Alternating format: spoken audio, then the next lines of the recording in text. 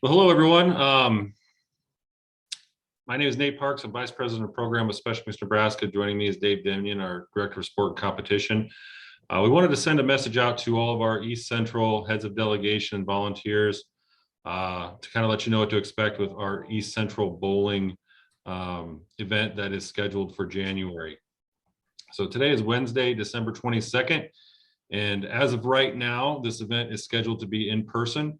It is possible that we may have to move to a virtual option for bowling, depending on COVID cases in our state and vaccination rate among our participants. And so I'll kind of talk a bit about that real quick, and then Dave will go over what to expect from a scheduling standpoint with the venues, the events, and the event itself. So for those that are unaware, if you're not familiar with our COVID-19 protocol, you can go to our website, sone.org, and under the event tab, click on the Return to Play page. And on this page, you can see kind of where we currently stand in our protocol. Right now, we are in the significant risk zone, which is also, I'll refer to as the orange zone of our protocol. You'll see upcoming events, what they are, when they're scheduled, a final decision as to whether or not we will hold those in person, the date, and what that decision is. So for East Central Region Bowling, we are scheduled to have bowling on January 15th. We will make a decision no later than January 5th as to whether or not this event will be held in person. And as you look a little bit further down the page, you can see the details within our protocol as far as guidelines and requirements within each zone. So for an event like bowling to happen in person, we need to be able to operate in the green or low risk zone. And the reason is because in the orange or significant risk zone where we are today, there is a limit of 50 people for an event. And obviously a bowling event is not going to take place with less than 50 people in this region. So for us to be in green, we have to have our COVID cases in our community, which for us is the state of Nebraska, because we have athletes and volunteers coming from different communities to one location. That rate needs to be under 50 new cases per day per 100,000 people. And you need to have a vaccination rate among your participants of greater than 80%. And your participants would include athletes, coaches, and volunteers. It does not include spectators. This is not a unified event. This is a traditional event. So unified partners do not factor in, but they do factor in when we have a unified competition. So as of today, we currently have 41 new cases per day per 100,000 people in Nebraska.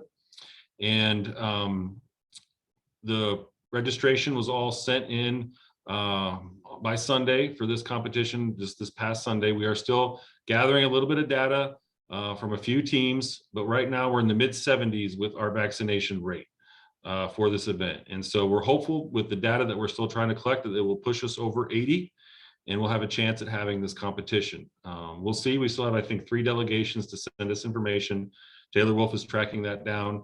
And so if we can get to 80% and these cases can stay under 50 per day, we'll be able to hold this event in person. Lincoln also ended their mask mandate. So it does not extend beyond today's date. So there is not a mask mandate, but we may talk about further guidelines depending on what's going on in a couple weeks' time. So now I'm going to turn over to Dave, and he's going to talk a little about the event and the schedule and what to expect there.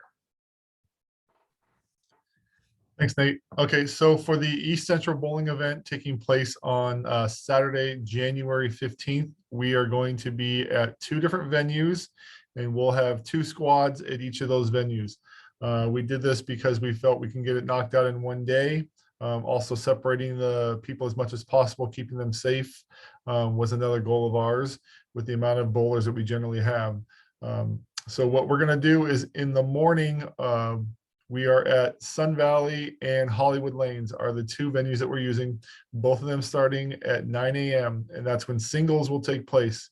At Sun Valley, all the male divisions will be bowling. At Hollywood Lanes, all of the female divisions will be bowling. So HODs, coaches, make sure you have enough coaches to be at both venues. I know that can be difficult, but we've done that before in other events like spring games. So it's going to be run very similar to that, where we have two different venues going at the same time. So single males, Sun Valley, single females at Hollywood. That's at 9 o'clock. And then by the time they're done, we should have all those people out of the building as we get ready for our next group of bowlers coming in. And at Sun Valley, that will be all ramps. So any ramp bowler that is bowling single ramps will be at Sun Valley starting at 12:30. Then Hollywood will have all of our doubles competition. So if you signed up for doubles, you'll be 12:30 at Hollywood Lanes. So just remember, the singles will be split males and females, and the ramp bowlers will be at Sun Valley 12:30. The doubles will be at Hollywood Lanes at 12:30. And again, that's to try and keep everyone kind of distance as much as possible. We'd like everyone to leave the venue when you're done getting your awards, so we can kind of clear that space out and make room for that second group coming through.